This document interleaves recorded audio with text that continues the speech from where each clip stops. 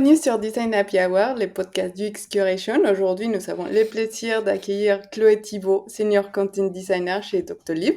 Et nous allons découvrir donc cet univers dans lequel le content design est vraiment au cœur du design et du produit. Je serai accompagnée également de Cindy Renard, encore une fois. Bonjour à tous et à toutes. Et donc aujourd'hui, nous allons parler des UX Writing et des Content Design, des méthodologies et les futurs de ces rôles. Mais bon, avant de commencer à rentrer trop dans les détails, donc Chloé, est-ce que tu peux te présenter et nous raconter un peu plus de comment tu es arrivée dans le monde du Content Design?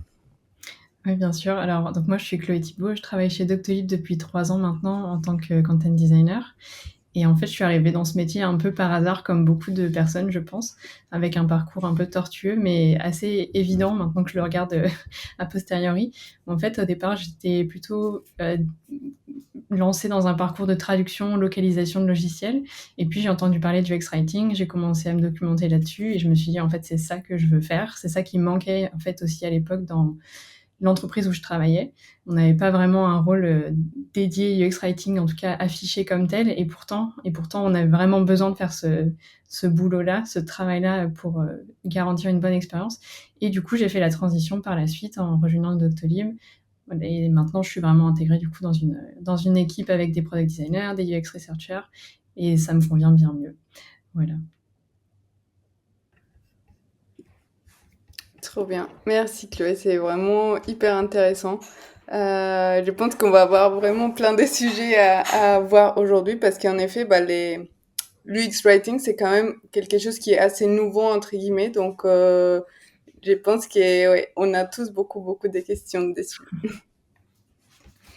C'est ça. Moi, ce que je propose aussi, c'est qu'on pose un peu les bases en termes de wording pour pas faire de mauvais jeux de mots et qu'on comprenne bien ensemble les notions que tu vas aborder avec nous dans cet épisode. Quand on parle du UX-Writing, de quoi on parle?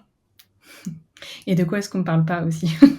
Ouais, c'est une bonne question pour commencer. Déjà, peut-être rappeler qu'en fait, quand on parle du UX-Writing ou de content design, on désigne globalement la même pratique, qui est de donc, concevoir des expériences utilisateurs avec des méthodologies design globalement, mais avec surtout une approche qui est vraiment fondée sur la langue, les mots, la narration, comment est-ce qu'on veut s'adresser à nos utilisateurs, et qui du coup s'emploie à rendre facile à utiliser et intuitif une expérience à destination d'utilisateurs. Alors, ce que ça n'est pas, ce qu'on rappelle souvent, c'est que ça n'est pas du marketing. Nous, ce qu'on cherche pas à faire, c'est vendre. Enfin, évidemment, on peut participer à améliorer la conversion d'une expérience et remplir les objectifs d'un business, mais au fond, vraiment, le cœur de notre métier, c'est s'assurer que les utilisateurs obtiennent les informations dont ils ont besoin pour progresser dans la tâche qu'ils se sont donnée et donc les aider à atteindre un objectif qu'ils ont. Par le biais de la langue. Et du coup, nous, vraiment, on s'intéresse du début à la fin du processus de design à comprendre quel type d'informations les gens ont besoin d'avoir à quel moment, bien timer les informations au moment qui vont être un peu critiques pour éviter toute friction et aussi pour rendre l'expérience satisfaisante. Et du coup, on s'appuie sur tout un tas d'outils, de méthodologies pour garantir qu'on utilise bien le même langage que nos utilisateurs, un langage qu'ils comprennent, un langage qui résonne avec leurs préoccupations, mais aussi qui correspond au ton, si on peut dire, avec lequel ils s'attendent à ce que la marque, le produit s'adresse à eux et elles. Et du coup, nous, on s'applique vraiment à chercher à répondre à ces questions-là, du coup avec un angle qui est très marqué sur le langage, les mots, la parole, les termes qu'on va employer et le rapport aussi qu'on veut établir avec les utilisateurs. Comment est-ce qu'on se positionne vis-à-vis d'eux, etc. Là où nos collègues product designers vont peut-être plus mettre l'emphase sur visuellement à quoi ressemble cette expérience, comment est-ce qu'on crée aussi de l'émotion par les éléments visuels, les interactions, etc. Mais nous, en tant que UX-writer ou content designer, on est tout autant embarqués dans cette démarche qui vise à comprendre quel est le meilleur flow pour nos utilisateurs. On ne vient pas juste remplir les petites cases une fois que le flow est déterminé, parce que finalement, l'échange qui va avoir lieu avec l'utilisateur dans un parcours, il est fondamentalement calqué sur une conversation qu'on voudrait avoir avec cet utilisateur. Et du coup, ça passe vraiment par le langage, la parole, un échange, une discussion, si on peut dire, toujours dans le but d'offrir à l'utilisateur ce qu'il est venu chercher. Voilà. OK, super, merci beaucoup. Et j'ai une autre question peut-être pour nos auditeurs et nos auditrices qui pourraient peut-être se la poser à ce moment-là. On parle du UX writing et de content design ensemble. Euh, quelle différence est-ce que tu poses ou tu ne poses pas entre les deux titles, si je puis dire? Je pense, en tout cas moi, la manière dont je les vois, c'est qu'il n'y en a pas vraiment de différence, c'est plutôt une différence d'éclairage. Et l'exemple là de l'entreprise où moi je travaille, donc Doctolib, en fait on a fait le choix de changer de titre récemment pour refléter un changement, un peu un pas de côté si on peut dire dans notre rôle, et une ouverture aussi dans le rôle qu'on avait jusqu'à présent, qui nous pousse à nous afficher comme étant vraiment plus au cœur du processus de design. Je pense que certaines entreprises choisissent justement, et certaines équipes du UX-Writer choisissent de garder le titre UX-Writer parce qu'ils préfèrent cet angle-là, montrer que la matière qu'ils travaillent, c'est vraiment les mots, le writing. Mais chez nous, ce qui nous a semblé là pertinent au moment où on se trouve un peu dans l'évolution de notre organisation design, c'est de montrer que au sein de l'organisation design, il n'y a que des designers. Il y a des product designers, des brand designers, et plutôt que des UX writers, des content designers, pour montrer qu'on est aussi à même, nous, de conduire d'autres activités qui font partie du processus de design, en amont, bien en amont, avant d'arriver dans Figma et de commencer vraiment à écrire des choses. On est là, dès le début de la discovery, pour essayer de clarifier le problème, formuler des pistes un peu de solutions qu'on aimerait explorer, conduire les entretiens avec les utilisateurs pour capter déjà des éléments de langage, aussi leurs préoccupations, vérifier qu'on va bien dans le bon sens. Et finalement, ça nous permet de nous positionner vraiment avec une force un peu différente en tant que designer. Ça va de pair, mais je pense qu'on y reviendra peut-être un peu plus tard dans cette discussion, ça va de pair avec le fait qu'on essaye, nous, de se positionner aussi comme référent design sur certaines équipes, certains projets. Finalement, demain, et même dès maintenant, à vrai dire, il n'y a plus nécessairement un product designer qui est en charge d'un projet design dans une équipe. Nous aussi, content designer, on peut prendre ce lead-là. Et du coup, voilà, le titre nous permet de refléter un peu ça et de communiquer plus largement aux autres collègues avec qui on travaille que nous aussi, on design avec des mots, mais on design. Ok, super. Merci beaucoup pour cet éclairage-là. J'ai une autre question pour terminer sur les définitions et sur un peu les mots qu'on va employer ensemble pendant cet épisode. Pendant nos séances préparatoires, tu nous parlais de la notion de terminologie. Est-ce que tu peux nous en dire un peu plus? Oui, bien sûr.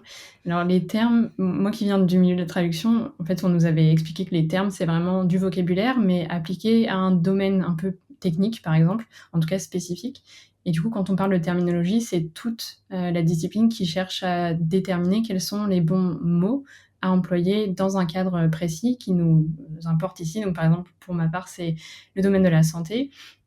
Je travaille exclusivement sur la partie pro de notre logiciel, donc toutes les solutions qu'on offre aux professionnels de santé et aux praticiens, aux soignants en général, pour les aider dans leur pratique. Et du coup, dans ce domaine-là, quels sont les termes adaptés? Quels sont les mots adaptés, le vocabulaire à utiliser pour coller avec ce que nos utilisateurs du coup utilisent dans leur quotidien?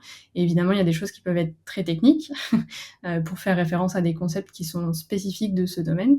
Il y a aussi après tout un vocabulaire qui est juste commun dans la vie de tous les jours qu'on va aussi mobiliser, mais ces mots-là ne sont pas des termes puisqu'ils peuvent être utilisés dans n'importe quel autre contexte. Finalement, ce qui différencie, si on peut dire, un mot d'un terme, c'est le fait qu'il soit intégré dans un contexte spécifique et du coup, il va prendre un sens particulier. Dans notre logiciel, il aura peut-être un sens différent de comment est-ce qu'il est utilisé dans d'autres logiciels qui sont dans des secteurs un peu différents de celui dont on parle là. Et du coup, cette démarche-là de faire une recherche terminologique, évidemment, c'est au cœur de notre pratique puisque le choix des mots est très important, pas uniquement pour déclencher des émotions, etc., mais aussi pour désigner la chose juste et du coup s'assurer que les concepts qu'on veut véhiculer sont bien compris et qu'on s'exprime de la même manière, encore une fois, que nos utilisateurs. Ce qui est intéressant, c'est de voir qu'on peut découper les concepts de manière très différente, c'est vraiment des choix. Est-ce qu'on choisit de mettre plus ou moins de choses dans l'objet qu'on veut désigner? Et du coup, les termes viennent un peu mettre des limites, découper. Ok, ce concept, finalement, il s'arrête ici, et puis peut-être un autre concept va commencer à côté. Et toute cette démarche-là d'arriver à comprendre justement de quel concept est-ce qu'on a besoin, de combien de concepts est-ce qu'on a besoin, ça, c'est vraiment au cœur du travail qu'on fait en amont du travail vraiment sur la définition d'un flow précis ou des écrans, comment est-ce qu'ils vont pouvoir s'organiser. Finalement, il faut déjà qu'on ait un peu une idée de quoi est-ce qu'on parle, de quoi est-ce qu'on a besoin de parler, et finalement, quel concept est-ce qu'on n'a pas besoin de visibiliser à nos utilisateurs parce qu'ils n'en auront pas besoin pour réaliser la tâche qu'ils sont venus faire. Voilà. Super, très très clair, merci beaucoup. Ouais. Bah, ça évite aussi de tomber dans la recherche des synonymes qui peut durer parfois et on s'éloigne complètement de ce qu'on veut, Ouais, de c'est ce qu'on ça. veut dire. Et peut-être là-dessus, juste pour rebondir, mais on parlait tout à l'heure de finalement qu'est-ce que c'est du X-Writing et qu'est-ce que ça n'est pas. Bah, typiquement, quelque chose qui définit un peu la manière dont nous on travaille par rapport à ces questions de termes et de synonymes, c'est que un content designer, un UX writer, il va privilégier d'utiliser toujours le même mot pour désigner le même concept. Là où je pense qu'en marketing, typiquement, on essaye d'éviter Mm. la redondance. Et du coup, on va faire appel à un panel de synonymes pour venir varier un petit peu, éviter l'ennui finalement qui peut surgir quand on répète 50 fois le même mot dans un format un peu plus long. Mais c'est vrai que nous, comme on travaille sur des segments finalement, des strings qui sont assez courtes en général, c'est d'autant plus important de vraiment toujours utiliser le même mot, le même terme, pour s'assurer que les utilisateurs ne se posent pas la question de est-ce qu'on parle toujours de la même chose ou pas? Ou est-ce qu'en fait, il y a une nuance qui est apportée par ce synonyme? Et du coup, quand on crée et qu'on maintient ensuite un glossaire, qui est donc comme un grand tableau en général, typiquement hébergé dans un fichier Excel ou similaire, qui va lister tous les termes qu'on utilise et dont on a besoin dans un produit, bah, c'est important de aussi mentionner, OK, quels sont les autres mots qu'on aurait pu utiliser et qu'on pourrait être tenté d'utiliser pour désigner ce même concept, mais qu'on a choisi d'écarter. Donc, soit carrément de rejeter, soit d'autoriser seulement dans certains contextes particuliers, peut-être pour venir expliquer le concept et du coup expliquer le terme principal qu'on recommande. Voilà. Est-ce que ça pourrait ressembler à une sorte de content system finalement qui est partagé dans l'entreprise ou c'est deux notions différentes? Bah, je pense que le content system, c'est peut-être plus large que juste un glossaire, mais le glossaire, du coup, vient s'insérer dans ce système-là. C'est Ok. un des éléments cruciaux qui permet déjà à toute personne dans l'entreprise de savoir, OK, quels sont les bons termes à utiliser, quels sont les bons mots à utiliser. Ça nous permet à nous de communiquer en interne à travers d'autres équipes qui écrivent du contenu, donc à la fois côté product marketing, les personnes qui sont en charge de rédiger le centre d'aide, tous les articles d'aide. Et du coup, ces personnes-là peuvent aussi venir s'informer sur voilà, les termes qu'on utilise dans le produit. Et ensuite, à elles de choisir si, justement, volontairement là, elles vont ne pas utiliser ce même terme parce qu'elles ont besoin de désigner autre chose, un autre concept. Donc, ne pas réutiliser un même terme pour désigner un autre concept. Ou en tout cas s'informer sur voilà, quels sont les termes un peu en vigueur que nous, on a familiarisés du coup avec nos utilisateurs. Et il serait intéressant qu'ils retrouvent les mêmes termes pour parler du même concept dans les autres supports. Ouais, donc finalement, les glossaires, on va dire, et les termes qui sont dedans, on pourrait les associer à, si on parle des product design, aux composants qu'on va retrouver dans les design systems. Mais c'est une partie qui est, bah, les design systems, finalement, il compose, enfin, il a beaucoup plus d'autres choses que les composants. Oui, exactement. Et du coup, pour revenir au terme de content system que tu mentionnais là, Cindy, en fait, le glossaire, donc c'est un des éléments, plutôt comme tu l'illustres, Catalina, donc qui correspondrait à des composants. Mais ensuite, dans ce content system vivent aussi des modules, si on peut dire, ou en tout cas des éléments un peu plus construits qui sont prêts à l'emploi, réutilisables. Et par exemple, nous, ce qu'on a développé chez Doctolib en interne récemment, enfin l'an dernier, c'est des modèles de messages d'erreur prêts à l'emploi, prêts à réutiliser, où on peut finalement juste remplacer un élément pour obtenir le message d'erreur un peu standardisé qu'on va vouloir montrer à nos utilisateurs. Voilà. Ouais, c'est vrai que c'est pas mal parce qu'on se retrouve, enfin, c'est carrément la chose qui apparaît souvent parce que tu arrives au bout d'une action qui est la même et que tu arrives à cette erreur, mais souvent l'erreur qu'on peut avoir, c'est que bah, chaque PM ou chaque product designer va l'écrire et ça va être les mêmes erreurs mais avec des copies complètement différentes à chaque fois. Oui, on Ouais, ne c'est penserait ça. pas, mais il y a 50 manières d'écrire le même message d'erreur en vérité. Mm. C'est ça, et en plus sur la problématique des messages d'erreur, c'est un moment un peu de tension dans le parcours utilisateur Ouais. sur lequel il faut être vraiment hyper clair et apporter une solution de main assez rapidement. Donc je vois très bien l'intérêt. Mm. Très bien, bah, je pense que pour rentrer un petit peu plus dans les contextes Doctolib, même si tu as déjà commencé à nous raconter un petit peu, euh, Du coup, est-ce que tu peux nous dire un peu plus de ton scope? Donc, tu as bien dit, tu es plutôt dans la partie soignante qui est la partie patient, qui est peut-être la plus connue par la plupart des personnes. Mais du coup, aussi, avoir est-ce que tu pourrais nous raconter un peu plus sur les enjeux et, oui, enfin, un peu plus sur ton scope, en gros. Et donc effectivement, moi je travaille vraiment sur le logiciel qu'on propose à nos soignants, enfin aux soignants. Et donc c'est toute une gamme de services finalement sur lesquels ils peuvent s'appuyer pour à la fois réaliser leurs consultations, facturer leurs patients, faire le suivi clinique d'une part, et puis leur suivi à eux, si on peut dire, administratif. Et donc moi, mon scope, c'est vraiment sur la partie financière. Donc toutes les solutions qu'on propose à nos utilisateurs pour sécuriser leurs revenus, donc s'assurer qu'ils soient bien payés, que ce soit par les patients, par les organismes tiers, donc la sécurité sociale, les mutuelles, et leur permettre aussi de voir assez facilement quels sont leurs revenus ce mois-ci, où est-ce qu'ils en sont un peu de leur budget, si on peut dire.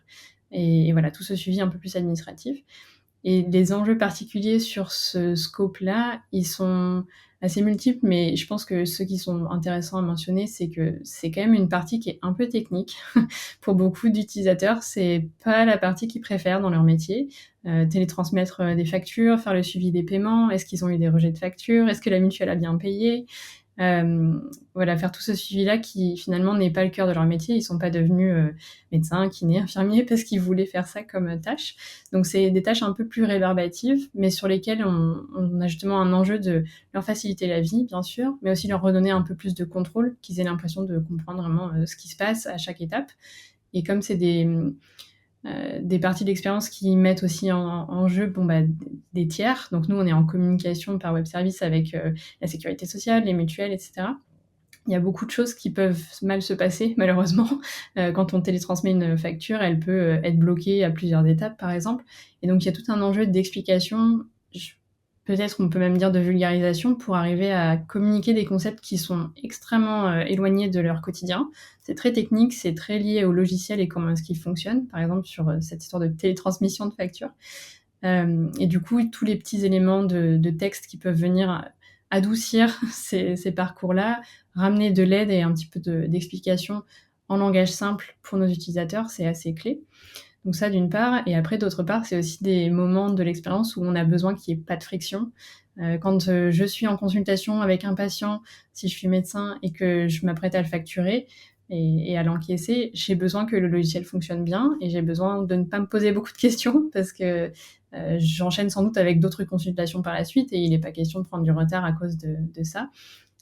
Du coup, c'est aussi des flows dans l'expérience où on doit être vraiment très, très conscient que si on rajoute une étape, si on rajoute une information, si on fait des changements globalement sur des étapes aussi critiques que la création d'une facture, ça peut avoir beaucoup d'impact. Et ce qui est intéressant, c'est que du coup, on est souvent amené à essayer de peser un peu le pour et le contre, d'amener une information en plus, peut-être interrompre un tout petit peu le flow. Et parfois, du coup, on a pu choisir, suite à des recherches utilisateurs, de ne pas le faire. Donc, par exemple, ne pas ajouter une modale de confirmation supplémentaire en guise de friction qui serait venu en fait essayer d'atténuer un peu le risque de, par exemple, encaisser 2 fois un patient, des choses comme ça. Et finalement, une fois qu'on livrait la feature, on se rendait compte que, bon, en vérité, peut-être que cette couche aurait été nécessaire. Et finalement, ça nous est arrivé de rétro-pédaler et d'ajouter une petite étape quand même supplémentaire juste pour s'assurer que les utilisateurs comprenaient bien ce qui se passait. Et même si, voilà, de fait, on va rajouter peut-être 1 seconde dans l'expérience. Donc voilà, parfois il faut évidemment, on écoute les utilisateurs et leurs retours. Quand eux ont l'impression que cette expérience-là, en tout cas cette option A, est plus fluide que l'option B qu'on avait imaginée, peut-être ça ne veut pas dire que l'option B n'est pas la bonne. Parce que potentiellement, plus de friction est quand même nécessaire, souhaitable, et finalement, c'est l'option qu'on retient, quoi. Ok, c'est très clair, merci beaucoup. Si je me permets de résumer, finalement, les enjeux que toi, tu rencontres, finalement, c'est de sécuriser ces flots-là qui sont, comme tu l'as très bien dit, un peu en périphérie du cœur métier de tes utilisateurs, mais finalement hyper important parce qu'on parle quand même des éléments financiers et admin. Donc, sécuriser ces flots-là, tout en les simplifiant, voire les vulgarisant, pour que finalement, de leur côté, les choses soient extrêmement claires et que ça avance dans dans le bon sens. Est-ce que j'ai bien résumé? Oui, c'est ça. C'est ça et après peut-être l'autre, élément, c'est que c'est aussi, une opportunité pour nous Doctolib sur, ces flots financiers de chercher à, en fait, augmenter, les revenus de notre entreprise puisqu'aujourd'hui, Mmh. Doctolib, vit essentiellement, donc des abonnements de nos utilisateurs professionnels, mais finalement, les flux de paiement, c'est aussi des moments où potentiellement on peut nous chercher à dégager un revenu supplémentaire par le biais de commissions qui sont appliquées sur les paiements en ligne, par exemple, qu'on a lancé du coup cette année. Et c'est intéressant du coup de voir comment est-ce qu'on parce que du coup, moi, je me suis retrouvée à travailler sur des éléments comme des landing pages dans le produit pour, amener plus de conversions sur des fonctionnalités qui du coup nous, génèrent, un petit revenu. OK. Et c'est intéressant pour moi d'avoir travaillé là-dessus parce que c'est rare qu'on le fasse vraiment dans le produit. C'est plutôt habituellement, des types de messages et cetera qui sont conçus par d'autres équipes. Mais du coup, comment est-ce qu'on intègre ça dans le produit? Comment est-ce qu'on montre la valeur de ce qu'on propose? Comment est-ce qu'on choisit volontairement d'être extrêmement transparent sur le coût que ça représente? À la fois pour s'assurer que, voilà, on crée pas de déception, que les gens savent bien, à quoi s'attendre, mais en même temps qu'ils comprennent, d'où vient, ces frais-là peut-être supplémentaires pour eux et quelle est malgré tout la valeur ajoutée, forte qu'on leur propose. Voilà, pour, s'assurer que tout le monde a toutes les cartes en main pour faire le choix ensuite d'activer ou non une fonctionnalité comme le paiement en ligne. OK. Ouais, effectivement, c'est des problématiques, assez différentes. Et j'avais une autre question aussi. On sait que Doctolib est présent dans plusieurs pays, donc je pense que tu vas pouvoir nous en dire, un peu plus.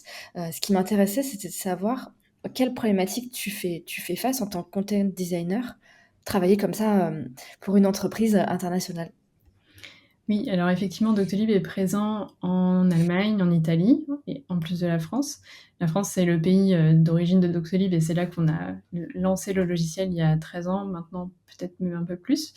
Hem, mais, des du coup, ce qui nous importe à nous en tant que content designer quand on conçoit une expérience, c'est qu'elle soit facile à localiser dans les pays, où l'expérience va être disponible, donc une nouvelle fonctionnalité qu'on a peut-être conçue à la base, plutôt pour la France, mais qui va aussi être amenée à être disponible ensuite en Allemagne ou en Italie. Il faut qu'on s'assure qu'elle est facile à traduire d'une part, donc vraiment, juste transposer les textes, d'un pays à l'autre, mais aussi qu'elle correspond aux enjeux spécifiques de chaque marché, puisque la santé, c'est vraiment un domaine qui est extrêmement réglementé, qui est propre à chaque pays et typiquement, le système de santé en Allemagne est extrêmement différent de celui en France. Ce qui veut dire que l'expérience à la fois de nos professionnels de santé, nos utilisateurs pro et des patients est potentiellement très différente. Donc comment est-ce qu'on s'assure qu'on peut réutiliser quand même les mêmes briques d'un point de vue, développement? Parce que le but, c'est aussi d'éviter de devoir à chaque fois repartir de zéro. Donc comment est-ce qu'on peut réutiliser des éléments qui existent, mais tout en s'assurant qu'on les a ajustés au contexte, final? Et du coup, nous, au quotidien, ce qu'on fait, c'est habituellement quand même, on travaille plutôt en anglais à la base. C'est la langue source, sur laquelle on s'appuie. C'est pas évident de concevoir une expérience en anglais quand, au départ, par exemple, elle est strictement, conçue pour, être disponible en France. Parce que, Ouais, voilà, tu nos m'étonnes. collègues, potentiellement, sont francophones, pas tous, mais ça peut arriver que, du coup, les équipes soient un peu, réfractaires à travailler en anglais parce qu'elles en voient pas nécessairement immédiatement, la valeur. Mais de fait, notre équipe design, elle est internationale. On a des personnes qui sont anglophones ou en tout cas qui ne parlent pas la langue du pays où il et elle travaillent. Donc c'est quand même essentiel qu'on puisse tous travailler ensemble sur les projets en anglais, aussi pour donner de la visibilité aux équipes qui sont immédiatement concernées, mais plus généralement pouvoir partager notre travail au reste de l'équipe design. Et du coup, à partir de cette langue source, l'anglais, ce qu'on va faire comme travail préparatoire, c'est essayer d'identifier donc les concepts, encore une fois, dont on a besoin. Quelle serait leur traduction dans chaque langue? Comment est-ce qu'on peut un petit peu, voilà, anticiper les questions de traduction qui vont se poser? Pour s'assurer que la majorité, si on peut dire, du travail un peu de recherche sur les termes clés, les concepts clés, la potentiellement la friction qui peut exister dans un pays, mais qui n'existerait pas dans un autre. Je pense à il me semble qu'on peut dire qu'en Allemagne, les personnes sont moins habituées à payer en ligne, sont peut-être un peu plus frileuses à donner, par exemple, leur carte de crédit sur Doctolib. Et du coup, ça, comment est-ce qu'on en tient compte dans la manière dont on va concevoir une expérience qui, en France, semble absolument évidente. Payer en ligne avec sa carte bleue, ça pose moins souci aujourd'hui en tout cas, surtout si on est rassuré sur le fait que tout est bien sécurisé. Mais en Allemagne, potentiellement, ça va causer des questionnements ou des préoccupations différentes. Donc comment est-ce qu'on anticipe ça? Et ça peut vouloir dire voilà, ajouter d'autres types de messages pour compléter voilà, les éléments un peu venant rassurer les utilisateurs, ou ça peut vouloir dire changer complètement d'approche et plutôt proposer d'autres types de moyens de paiement. Donc malgré tout, changer l'expérience fondamentalement qu'on va proposer sur l'autre marché. Et aujourd'hui, la manière dont on est organisé, nous les content designers chez Doctolib, c'est qu'on est donc affecté à différents scopes. Et en plus d'un scope, donc moi par exemple le domaine financier, on a aussi une responsabilité sur une langue. Donc on est un ou plusieurs par langue. Aujourd'hui, on a la chance d'être 2 pour le français, 2 pour l'allemand et une personne pour l'Italie. On a aussi un UX writer qui est anglophone natif et du coup lui est a plus vocation à traiter des questions spécifiquement sur l'anglais. Mais du coup, moi, pour la France, je partage avec celle de mes collègues qui, elle aussi, travaille pour la France, enfin, pour le français, si on peut dire. On travaille à la fois voilà, définir les termes en général pour tout le produit français, même du coup sur les features sur lesquelles on ne travaille pas. Donc on alimente, on maintient le glossaire sur les termes français, y compris pour des fonctionnalités sur lesquelles on n'a jamais travaillé, mais on va faire la recherche nécessaire pour définir la bonne traduction du terme qui a été défini en anglais. Et on traduit du coup l'essentiel, enfin l'ensemble du logiciel, à la fois patient et soignant, en français. Donc c'est une lourde charge, puisque à la fois on travaille en tant que content designer sur la conception d'expérience, mais il faut aussi qu'on prenne du temps sur notre semaine, évidemment, tout le temps, pour fournir les traductions dont les autres équipes ont besoin pour que ce qu'ils ont travaillé soit disponible en français. Voilà. Et du coup, cet enjeu de localisation, on essaie de l'intégrer le plus tôt possible dans chaque projet, parce que c'est quand même important de l'anticiper. On n'a pas envie de se rendre compte au dernier moment qu'en fait, il y a des choses qui sont soit cassées parce que, évidemment, le texte ne prend pas la même taille en fonction de la langue. Il y a beaucoup d'extensions. L'anglais est assez court, mais en général, il y a quand même, je crois que c'est plus 20% en français et en allemand en moyenne sur un texte. Donc forcément, ça peut casser un petit peu les écrans, mais aussi, il y a des concepts qui ne se transposent pas bien, qui sont difficiles à expliquer dans une autre expérience. Un exemple que je peux donner là-dessus, c'est en France, on a lancé, donc parmi les services de paiement en ligne qu'on propose maintenant aux soignants pour obtenir un paiement d'un patient, il y a à la fois l'encaissement en ligne, donc qui est une expérience qui intervient à la fin d'une consultation. Le praticien, le soignant, va débiter en fait la carte bleue du patient, que ce patient a préalablement saisi dans son compte Doctolib. Et du coup, le patient n'a pas besoin de sortir de carte bleue, il peut juste rentrer chez lui et voilà, le paiement a été fait. Mais il y a un autre volet qui est le lien de paiement. Donc en fait, si un patient a oublié son moyen de paiement ou simplement le praticien n'a pas de TPE pour passer une carte, eh bien le soignant peut envoyer un lien de paiement au patient sur son application Doctolib et le patient, une fois chez lui ou chez elle, peut payer du coup en ligne sur l'application. Ce concept de lien de paiement, il n'est pas du tout transposable en Allemagne, parce que c'est pas du tout la manière dont les gens payent en fait aujourd'hui. Systématiquement en Allemagne, quand un patient va consulter un praticien, et notamment quand ils sont dans le secteur d'assurance privée, donc quand c'est un système vraiment différent, mais en tout cas les patients privés en Allemagne reçoivent en fait systématiquement une facture.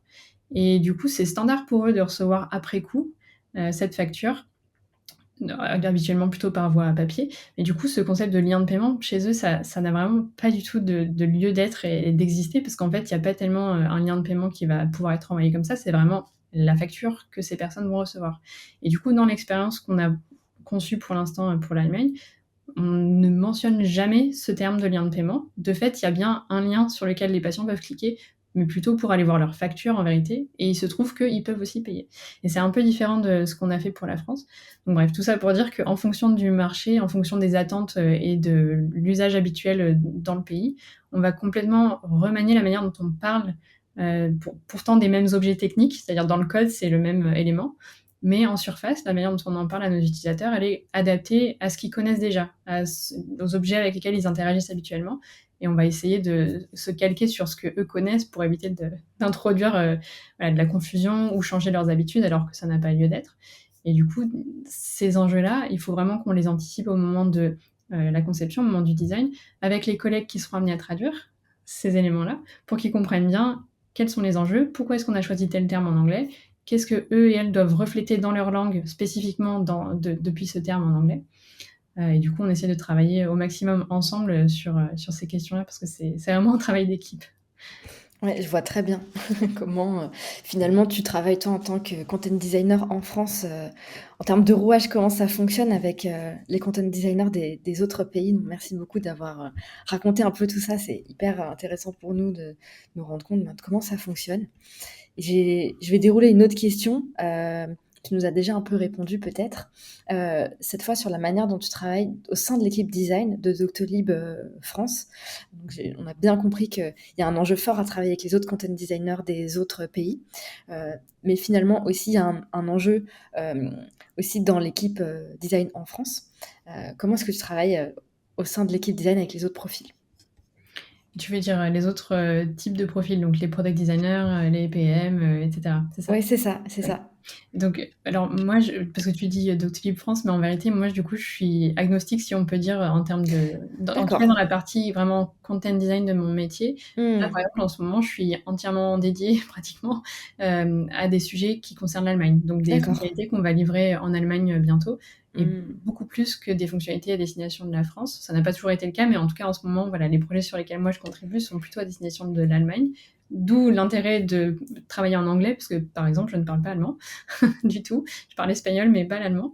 Et du coup, chaque content designer va vraiment travailler indépendamment du marché vers lequel la fonctionnalité sera lancée. Par contre, en plus de ces tâches du coup de content designer, on a, si on peut dire, une autre casquette qui est localisation. Et là, du coup, on va effectivement être vraiment dédié à une langue euh, pour un pays, effectivement. Donc, dans mon cas, la France. Et du coup, la manière dont on travaille, en tout cas dont moi je travaille avec les designers dans mon scope, Ouais, je comprends. elle est elle a beaucoup évolué parce qu'entre le moment où j'ai rejoint les équipes Doctolib en 2022 et aujourd'hui, j'ai testé un peu différents modèles de collaboration. Mais celui qui me convient le mieux aujourd'hui, c'est vraiment un modèle qui assume de ne pas travailler sur tout à la fois. Et du coup, pour en fait fournir à la fois un meilleur travail, un travail qui va plus en profondeur et aussi me positionner davantage en tant que contributrice active sur les projets en tant que designer, moi aussi. J'ai choisi de chaque trimestre, en fait, en fonction de la roadmap et des projets qui arrivent dans le pipe, me positionner sur un ou deux projets maximum que je juge critiques, alors pas seulement arbitrairement parce que j'ai envie de travailler dessus, mais parce qu'ils vont soit toucher un nouveau public, donc il y a vraiment un enjeu d'adoption pour un nouveau profil d'utilisateur, soit parce qu'ils vont introduire beaucoup de nouveaux concepts, donc une nouvelle fonctionnalité qui vraiment va avoir un intérêt particulier d'un point de vue contenu, puisqu'il faut définir les concepts, définir les termes, etc. Soit parce qu'il y a un enjeu particulier pour Doctolib à ce moment-là, donc ça peut être, voilà, on cherche à développer certaines pistes de revenus pour nous, comme le paiement en ligne. Donc, en fonction d'un certain nombre de critères comme ça, choisir quels sont les projets sur lesquels moi je vais travailler et à partir de ce moment-là, essayer de former un partenariat vraiment fort avec le ou la designer qui est sur le même projet.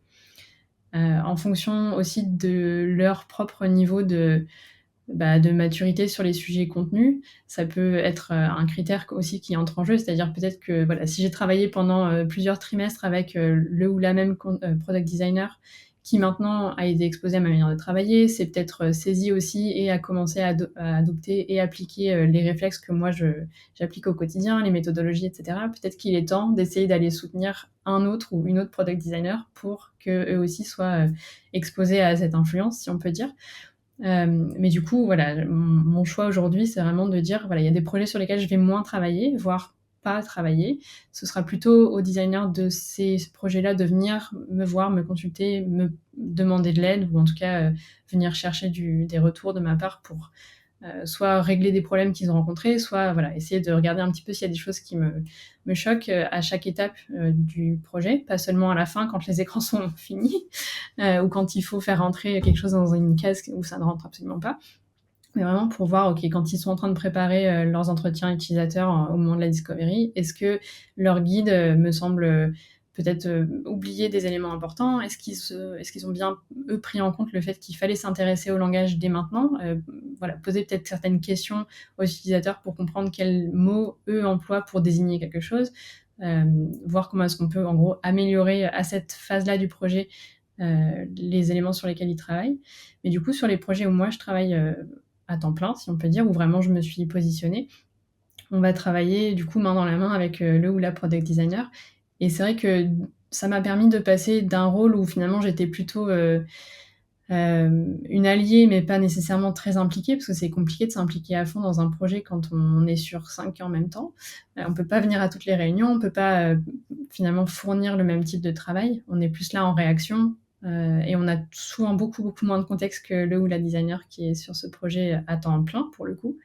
Et du coup, ça me permet d'être plus motrice, de proposer davantage de choses, d'être dans la prise d'initiative, ce que j'apprécie, parce que ça donne forcément c'est plus de reconnaissance même pour nous, mais c'est aussi une meilleure valeur du travail qu'on va pouvoir offrir et de la contribution qu'on va pouvoir offrir à l'équipe.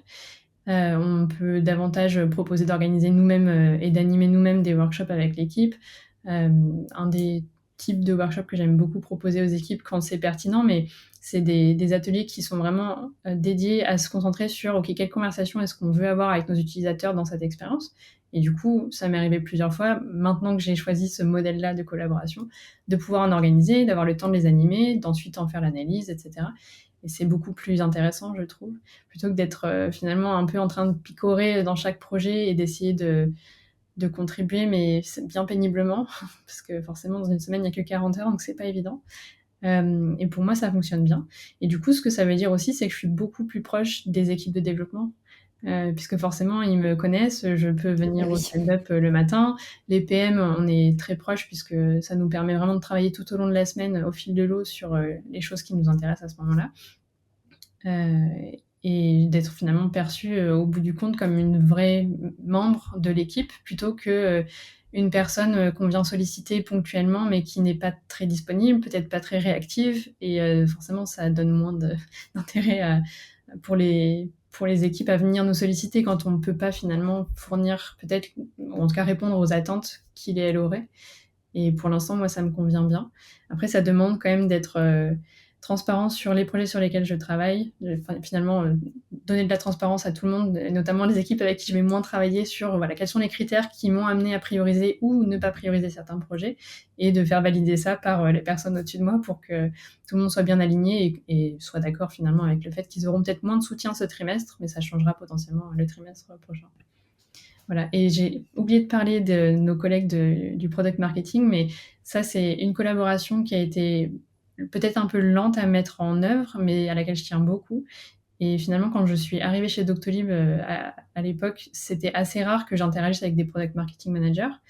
C'était pour moi un peu l'angle mort, et je trouvais ça terriblement dommage qu'on n'ait pas des rituels déjà en place, des moments vraiment dédiés où on pouvait les uns les autres finalement avoir un peu un regard sur le travail que chacun produisait, qui sont très très liés dans l'expérience utilisateur. Finalement, les utilisateurs voient les deux éléments, que ce soit des campagnes qui vont annoncer la sortie d'une fonctionnalité, ou des éléments type tour, guided tour dans l'application en elle-même, enfin dans le logiciel, pour donner de la visibilité à une nouvelle fonctionnalité qui est peut-être pas encore très utilisée, ou apprendre aux utilisateurs à s'en servir, etc. Et puis l'expérience elle-même que moi, du coup, j'aurais construite. Il faut vraiment, au maximum, s'assurer que ces deux types de messages, de moments, soient très, très cohérents. Et finalement, si moi, je ne vais pas voir le travail que mes collègues font, et elles non plus, c'est très compliqué de s'assurer de ça. Du coup, au fil des années, j'ai vraiment essayé d'investir cette relation qui n'existait pas trop auparavant, je pense, notamment parce qu'on était très peu nombreux côté UX Writing ou Content Design.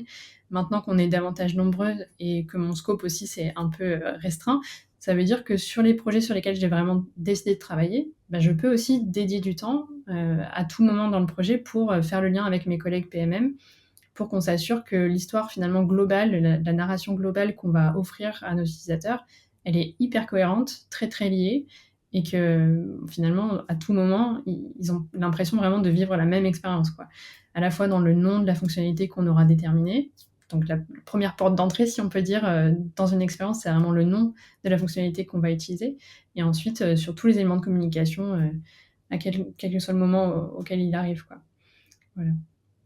Super, c'est très clair. Alors, on a bien compris comment effectivement tu travailles un peu avec tous les types de profils, produits et design, de Doctolib. Effectivement, on voit bien en termes de rouage, ce qu'il faut mettre en place pour que ça fonctionne. Ouais, carrément. Et En fait, on voit que vous êtes quand même dans un état assez mature, évidemment, des collaborations. Mais pour y arriver jusqu'à là, est-ce que vous avez fait beaucoup d'évangélisation ou même vous continuez à en faire aujourd'hui? Alors, l'évangélisation en soi, je sais pas si vraiment on peut dire qu'on en a fait, de la façon dont moi je me le représente, ce serait, d'aller voir, voilà, faire un peu, de la sensibilisation, si on peut dire, auprès de chaque équipe pour leur dire, «On est important, il faut penser à nous intégrer» et finalement ça, je pense que maintenant dans le métier, on s'en éloigne un peu parce qu'on se rend compte qu'il y a bien d'autres manières, de se faire une place que d'aller, quémander sa place, quoi et finalement la manière dont nous, on a pu aujourd'hui atteindre ce niveau de maturité dans la collaboration entre content designer et product designer, je pense qu'elle était un peu plus, c'était un peu plus soft, si on peut dire, comme soft power, quoi. Enfin, vraiment, on a essayé de travailler un peu les équipes au corps, mais au fil de l'eau, au fil du temps, pour en fait leur montrer que c'était tellement mieux quand on était là. Parce qu'effectivement, quand moi je suis arrivée, au début, c'était difficile, parce que les gens me connaissaient pas, donc c'est difficile de se rappeler, d'intégrer, Chloé, la UX writer, qui est disponible, 1/2 heure par semaine pour ce projet, dans toutes les réunions. Alors et puis évidemment, je pouvais pas me déplacer dans chaque réunion. Mais déjà, proposer un modèle de collaboration un peu plus sélectif, où notre présence va avoir beaucoup plus de valeur, parce qu'on sera vraiment capable de travailler finalement sur ce projet, plutôt que de simplement être là un peu en consultant. Ça a vraiment fait toute la différence, je trouve et du coup, ça a permis à chaque membre de l'équipe de se rendre compte qu'on est encore une fois, force de proposition. On est là pour apporter des solutions aux problématiques qu'ils et elles rencontrent au quotidien dans leur, travail. Donc, voilà, que ce soit, innover un peu sur les types d'ateliers qu'on va conduire ensemble, débloquer l'équipe quand, ils ont bien du mal à formuler le problème qu'ils essayent de résoudre, travailler ensemble sur les guides de discussion, avant un entretien utilisateur si, on n'a pas énormément de soutien à ce moment-là de la part de l'équipe, user research par exemple. Nous, en fait, on peut vraiment leur apporter des solutions sur les différents points de friction qu'ils peuvent avoir dans leur, quotidien et je pense que c'est comme ça qu'on s'est rendu en fait indispensable, donc avec ce modèle-là et après sans oublier tout le volet du coup, soutien, en scalant notre pratique, si on peut dire. Donc, puisque typiquement, moi, je ne me concentre que sur certains projets, les autres projets, comment est-ce qu'on les soutient? Et finalement, là-dessus, on a eu vraiment, je pense, un très bon réflexe, c'est quand même de leur proposer quelque chose, de ne pas les abandonner. Et ce qu'on a fait dans l'équipe à l'époque, c'était de proposer un format type office hour. Donc, nous, on appelait ça les content cliniques, où n'importe qui, vraiment toute personne qui écrit ou qui a besoin d'écrire du contenu, même en dehors en fait de l'équipe design, peut venir nous contacter. Et c'était des petites séances de 30 minutes ou plus si besoin, en mode un peu troubleshooting où on allait résoudre les éléments qui bloquent l'équipe et qui les empêchent d'avancer, les aider à trancher sur une décision qu'ils ont besoin de prendre. Ce bouton, comment est-ce qu'on l'appelle? Il n'y a rien qui rentre, on a besoin de lui faire dire 3 choses à la fois, comment est-ce qu'on fait? Et en fait, les aider à prendre du recul pour qu'ils comprennent que les difficultés qu'ils rencontraient au moment d'écrire, c'était des difficultés qui s'étaient créées eux-mêmes. C'est-à-dire, ils se sont coincés avec un design parce qu'ils n'ont pas pris le temps de réfléchir à l'avance à ce qu'ils avaient besoin de dire. Et du coup, maintenant, ils n'arrivent pas à faire dire à leur design ce qu'ils aimeraient lui faire dire. Donc, finalement, on essaie d'encourager les équipes à quand même venir nous chercher assez régulièrement au fil du projet pour éviter qu'ils se retrouvent piégés par leurs propres décisions et puis par leur manque peut-être d'ouverture sur les sujets contenus. Donc, venir nous voir à chaque moment un peu clé avant de continuer d'avancer trop loin dans le design pour qu'on les aide à valider ou à peut-être soulever les points qui nous semblaient importants et qui pourraient peut-être créer de la friction pour eux par la suite, pour que plus jamais quelqu'un se retrouve devant un bouton extrêmement long parce qu'ils n'arrivent pas à lui faire dire quelque chose, quoi. Et du coup, cette influence qu'on a eue graduellement, elle était d'autant plus pertinente que forcément les équipes venaient nous voir quand ils sentaient qu'il y avait un problème. Et on est devenus vraiment des personnes ressources pour plein de sujets parce que finalement, quand on a du mal à écrire, c'est vrai que ce qui coince derrière, c'est souvent plein d'autres éléments que juste le wording en lui-même. C'est tous les éléments préparatoires qui doivent permettre d'écrire un wording qui a du sens. Et du coup, nous, on les aidait à revenir un peu en arrière, à comprendre, ah oui, c'est vrai qu'à cette étape-là, peut-être on a brûlé quelque chose, on ne s'est pas posé cette question-là. Finalement, peut-être on n'a même pas cherché à comprendre vraiment quels mots les utilisateurs utilisent, et du coup, on a cherché à utiliser ceux qui nous semblaient bons, mais ça a peut-être un goût un peu trop technique, parce que c'est peut-être les devs qui ont suggéré des choses, je ne sais pas. En tout cas, les aider à ouvrir un peu et enlever leurs œillères, parce que forcément, ils ont leurs habitudes aussi de travail, et peut-être pas assez le réflexe d'aller se poser les questions liées au contenu assez tôt. Et finalement, les designers peuvent repousser un peu ça jusqu'à la fin, si nous, on n'est pas là. Et du coup, par le biais de ces office hours, de ces content cliniques qu'on proposait, je pense qu'on a vraiment participé fortement à créer une relation de confiance en fait avec les PM qui venaient nous solliciter, avec les designers qui venaient nous solliciter. Et aujourd'hui encore, même sur les équipes avec qui je ne travaille plus parce qu'elles sont pas dans mon scope aujourd'hui, bah, ils m'ont tellement identifiée à l'époque comme une personne référente, une personne qui aide finalement quand ils bloquent, parfois même sur des sujets de design où il n'y a pas nécessairement directement un problème de wording, bah, ils vont venir nous chercher, et me chercher particulièrement s'ils me connaissent bien, parce qu'ils savent que ça va être un peu comme une séance de psy. On va réussir à tout poser. Ils en ont plein la tête de leurs problèmes, et finalement ils ont tellement le nez dedans qu'ils ont du mal à sortir un peu de tout ça. Ben, en discutant avec nous, ils arrivent finalement à prendre le recul, à voir quelles questions ils ont oublié de se poser, et reprendre un peu les choses dans l'ordre. Et en général, ils partent, alors certes, peut-être pas avec une solution magique clé en main, parce que c'est pas ça qu'on permet de faire en général quand même, mais en tout cas des pistes et une compréhension bien plus claire du problème qu'ils avaient, parce que souvent ils viennent avec un sac de nœuds, et ça leur donne un peu plus de clarté. Je pense que c'est aussi ça qu'on aide beaucoup à faire dans les projets en général, c'est juste amener un peu d'huile pour que, parce que c'est quand même des équipes voilà, où on est 3, 4, 5 à essayer de comprendre et de réfléchir à un problème. Il y a beaucoup de choses qui se perdent dans la communication entre le PM, le designer. Et nous, on permet de rapprocher un peu les gens pour qu'ils comprennent pourquoi est-ce qu'ils se comprennent pas, ne serait-ce que ça. En fait, ils parlaient pas exactement la même chose. Enfin, c'est des choses un peu aussi, juste d'un point de vue de la relation entre les gens de l'équipe qu'on permet de fluidifier, je trouve. Et donc voilà, donc c'est pas forcément de l'évangélisation à base de PowerPoint qu'on essaierait de présenter à tout le monde, mais en tout cas, juste montrer dans les faits, par la pratique, comment est-ce qu'on peut les aider et leur donner envie vraiment du coup, de venir chercher notre aide, ou en tout cas de nous solliciter quand ils en ressentent le besoin.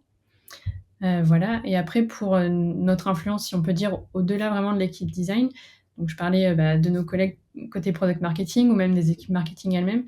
Ce qu'on a pu faire de façon ponctuelle et spontanée, c'est aussi se déplacer pour aller quand même parler de notre métier à ces équipes-là qui nous connaissent moins, ou qui n'avaient pas l'habitude ou vraiment le réflexe de travailler avec nous, pour leur montrer à nouveau comment est-ce qu'on peut les aider à travailler plus facilement, peut-être à proposer une meilleure expérience aussi aux utilisateurs.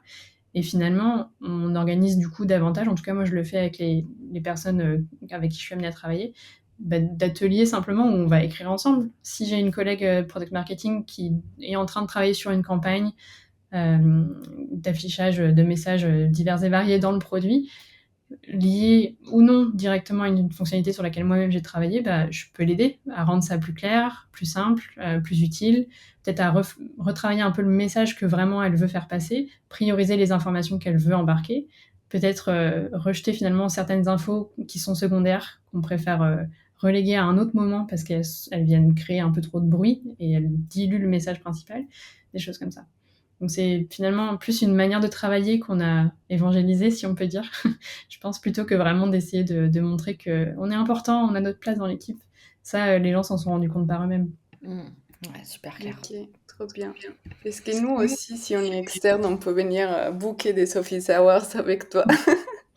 En vérité, oui. Forcément pas sur mon temps de travail, mais je suis toujours contente en vérité simplement de parler de ce métier avec d'autres personnes. Et c'est souvent que des product designers aussi nous approchent, je pense, sur LinkedIn ou autre. Moi, j'essaye de fournir encore un peu des sessions de mentorat sur ADP List ou des choses comme ça, parce qu'il leur manquerait un UX writer, finalement, un peu des bons compagnons qui aident à juste penser plus clairement. Et c'est comme ça qu'on fournit une meilleure expérience, quoi. Ouais, en effet. Et on a une question, par exemple, quand, enfin, tu parles, vous êtes vraiment tout au long de la vie du produit, du début jusqu'à la fin. Mais du coup, par exemple, s'il y a des nouvelles fonctionnalités qui arrivent, comment vous décidez, par exemple, les noms de ces nouvelles fonctionnalités? Est-ce que c'est quelque chose qui rentrent dans ton camp, ou c'est plutôt côté marketing, où vous les faites ensemble justement? C'est vraiment un effort conjoint, j'ai envie de dire, mais c'est assez récent qu'on ait développé un vrai process, un vrai cadre dans lequel on liste finalement un peu les éléments, les étapes essentielles à réaliser pour obtenir un nom validé qui puisse vraiment être proposé aux utilisateurs. En fait, on est parti du constat que chaque équipe faisait un peu à sa sauce jusqu'à récemment. Enfin voilà, bon gré mal gré, ils faisaient comme ils pouvaient pour trouver des noms et les faire valider en interne, s'assurer que ce soit les bons noms, mais finalement c'était assez hétéroclite la manière dont on obtenait la validation d'un nom. Et comme Doctolib a commencé à faire des cycle release l'an dernier, donc à lancer finalement plusieurs fonctionnalités en même temps dans le cadre d'une campagne un peu plus maîtrisée auprès de nos utilisateurs soignants, on s'est retrouvé à avoir besoin de nommer davantage de fonctionnalités en même temps pour justement prévoir ces cycle release et avoir une narration un peu cohérente sur voilà, toutes les fonctionnalités qui sortaient à un moment donné. Et ça a visibilisé le fait que c'était un vrai travail, parce qu'auparavant, peut-être qu'on avait, évidemment, on avait des fonctionnalités à nommer, mais ça n'arrivait pas en même temps. Et du coup, c'était pas une si grosse charge, je pense, pour les équipes. En tout cas, elles s'en accommodaient. Mais d'un seul coup, ça a vraiment visibilisé le fait qu'on a besoin d'avoir des noms qui sont impactants, percutants, qui collent bien avec l'expérience et qu'on est capable de présenter du coup d'une manière très intelligente quoi, et pertinente. Et du coup, ce qu'on a essayé de proposer, suite à un premier test finalement, un crash test si on peut dire, qui a été initié par une de mes anciennes collègues qui s'appelle Amandine Quirion, c'est de systématiser le fait de tester les noms de fonctionnalités qu'on veut proposer aux utilisateurs.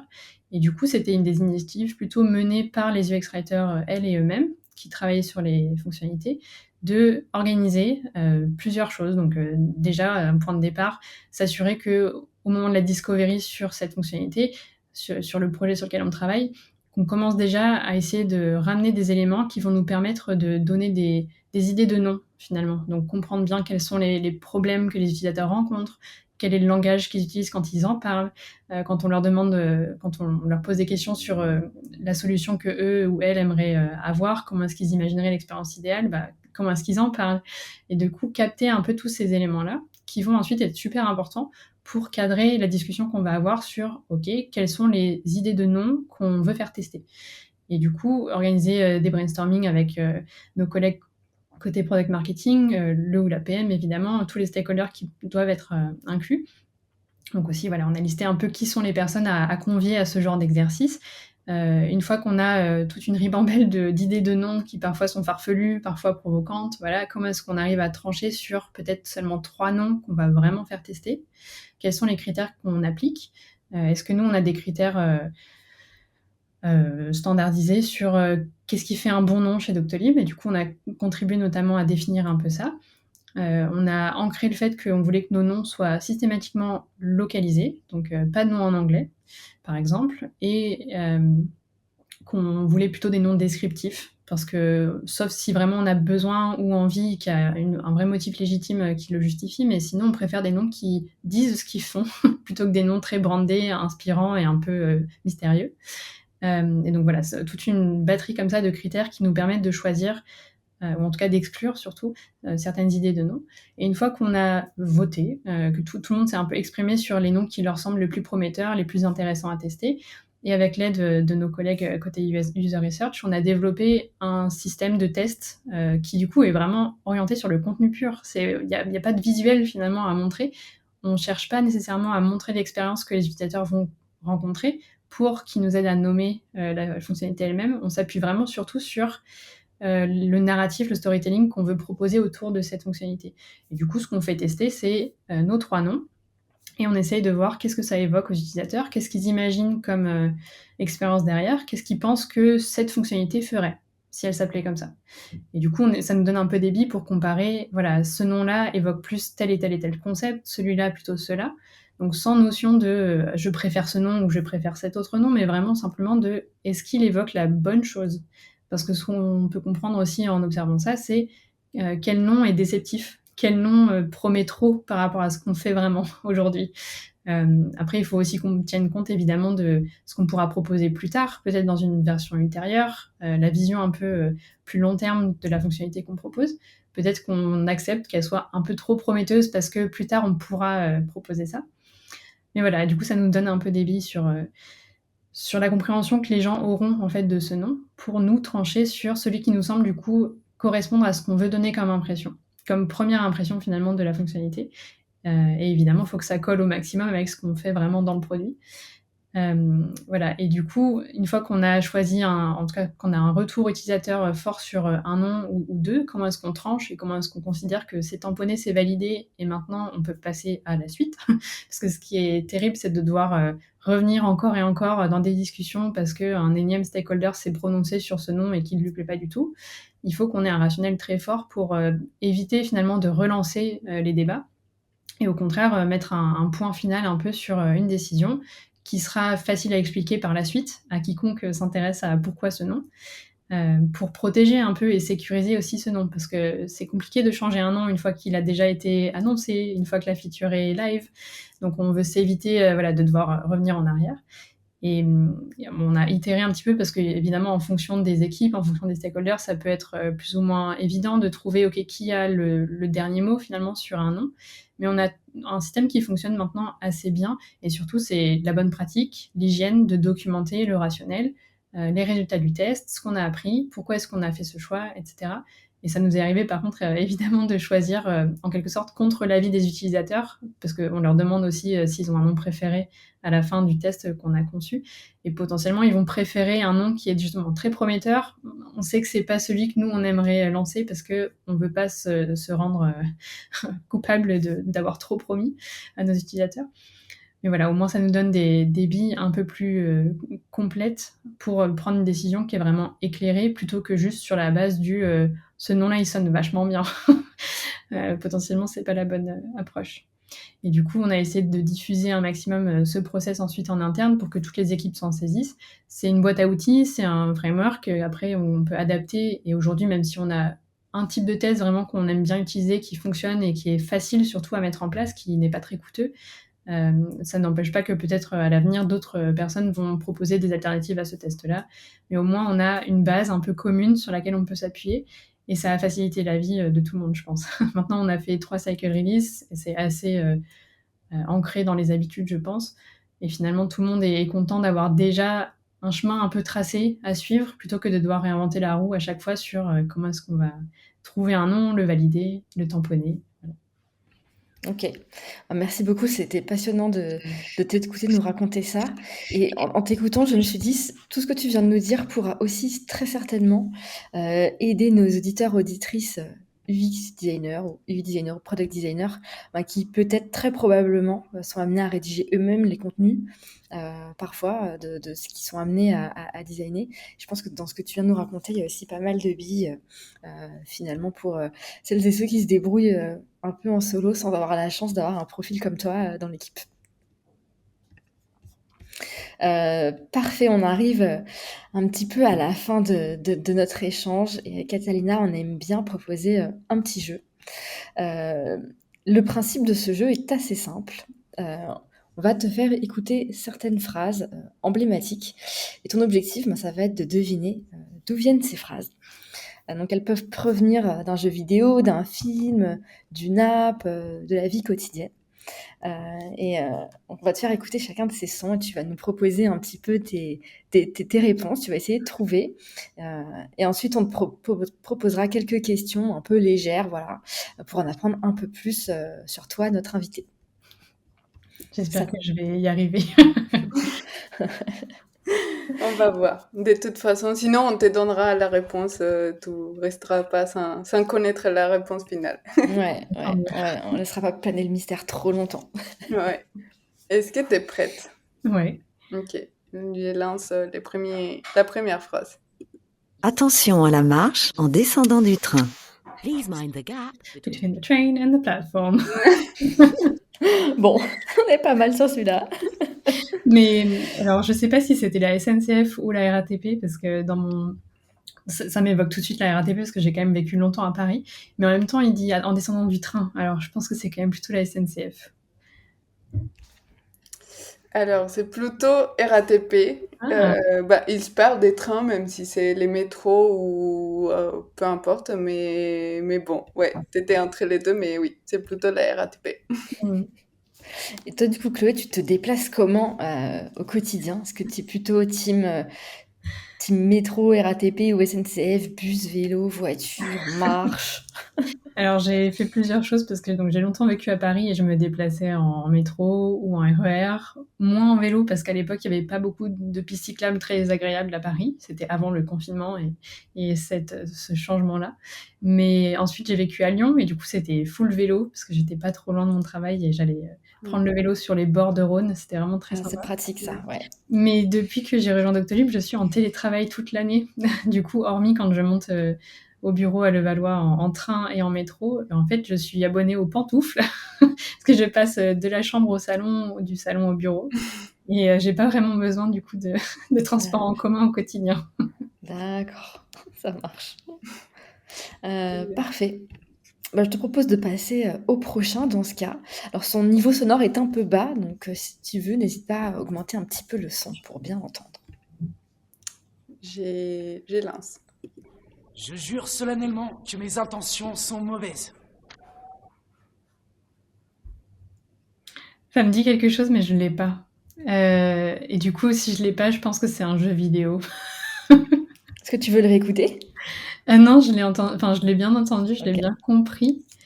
Euh, Soit un allez. film, soit un jeu vidéo, je sais pas trop. Alors un petit indice, c'est un film, une série de films, une saga très connue. Dont j'ai peut-être juste pas la ref. Euh, Non, je pense que je l'ai pas. Dis-moi. Allez, on donne la réponse Catalina. Oui, voici. Allez, donc c'est dans Harry Potter. Et c'est au moment où les frères Weasley trouvent la carte du maraudeur. C'est Et pour vrai, pouvoir faire apparaître les informations de la carte, il faut jurer solennellement que les intentions sont mauvaises. c'est vrai. Maintenant, ça me revient. Bon, bah, faut que je les re-regarde alors. Voilà. Et du coup, quelle serait ta maison, toi, chez Harry Potter? Aïe, aïe, aïe. On m'a dit récemment, toi, t'es une serre d'aigle. Ah ouais, d'accord. Donc, j'ai dû aller revérifier qu'est-ce que la maison serre d'aigle illustre comme valeur, mais je pense que c'est sans doute plutôt correct. Enfin, ça me correspondrait bien. Allez, Team Serre d'Aigle. Trop bien. De ma connaissance, je crois que c'est les personnes très intellectuelles qui aiment beaucoup se poser des questions. Enfin, c'est plus dans ces côtés-là. Mais après, il y a peut-être d'autres qualités qui... Mais celle-là, c'est celle qui m'est bien à la tête. Et alors, on part sur les derniers sons. Parce que je le vaux bien. C'est L'Oréal. Et du coup, c'est Eva Longoria. Oh waouh, quel niveau de Ouais, détail. Mais c'est le ouais. petit accent, on sent que c'est pas une française. Oh, waouh. Alors là, tu viens d'exploser tous les niveaux de réponse qu'on a pu avoir Oui, c'est jusqu'ici. clair. Très bien. Et est-ce qu'on a une question pour L'Oréal? Pas forcément. Peut-être ta marque des shampoings. Franchement, moi, je me fiche un peu de la marque de shampoing tant qu'il mousse très bien. Il faut juste que Ok, ça mousse bien, parce que j'ai beaucoup de cheveux, en fait. Ça, c'est un critère. Ça, c'est un critère, c'est vrai. Important. c'est Bah, bien. merci beaucoup, Chloé, de t'être prêtée à ce petit jeu avec nous. Avec plaisir.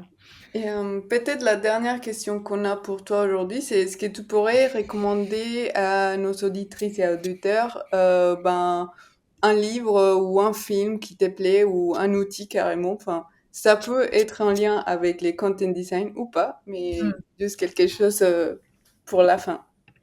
Ben, on va rester dans le thème content design. Il y a un livre qui, pour moi, a été un peu une révélation quand j'ai commencé à me renseigner et à m'éduquer, à me former sur l'UX Writing. C'est Writing is Designing de Andy Welfley et Michael Metz, qui est paru il y a bientôt 5 ans, je pense, et qui est vraiment une bible pour comprendre justement comment l'écriture participe clairement au design et comment du coup intégrer cette approche et puis cette préoccupation pour l'écriture, pour le langage, si on peut dire en général, au sein du processus de design. Donc ça, c'est vraiment un must-read. Il faut vraiment le lire. Il est super intéressant et il est très bien écrit, très facile à lire et pas gros du tout. Donc voilà, pour celles et ceux qui ne l'ont pas encore dans leur bibliothèque, je vous encourage à le prendre. Et après, un outil, une méthode que j'aime bien proposer à mes collègues qui sont un peu nouveaux sur ces thématiques-là, mes collègues product designers par exemple, c'est le microcopy canvas de Jane Ruffino, qui est hyper simple à prendre en main. C'est vraiment un canvas comme on en voit beaucoup sur plein de thématiques diverses, donc plein de petites cases à remplir avec des questions un peu particulières, là orientées pleinement sur la microcopie. Et ça aide vraiment à poser les idées qu'on a besoin de garder en tête en même temps, d'avoir vraiment sous les yeux ensemble, rassemblés ensemble, pour écrire un élément de microcopie, pour écrire un élément de texte. Et je trouve ça assez utile juste pour rappeler un peu aux personnes qui ne sont peut-être pas habituées à écrire, mais qui ont besoin d'écrire, qu'est-ce qu'on prend en compte ? Pourquoi est-ce qu'on n'écrit pas juste en fonction de notre inspiration, mais vraiment en fonction d'éléments tangibles ?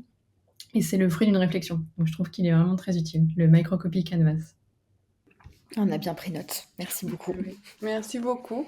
Bon, il reste juste à te remercier énormément pour ton temps aujourd'hui. Vraiment, tout ce que tu nous as raconté, c'est vraiment hyper riche. Je pense que ça va aider énormément de personnes parce que malheureusement, on n'a pas toute la chance d'avoir des content designers dans nos entreprises. Donc, je pense que ça va vraiment nous donner des bases pour les personnes qui en ont pas, pour en demander aussi d'en avoir et aussi entre-temps pouvoir mieux faire, et aussi pour ceux qui travaillent avec des content designers, aussi pour enrichir leur base de travail. Donc merci beaucoup et puis à bientôt peut-être. Merci à vous pour l'invitation. À bientôt. Un grand merci à toi, Chloé.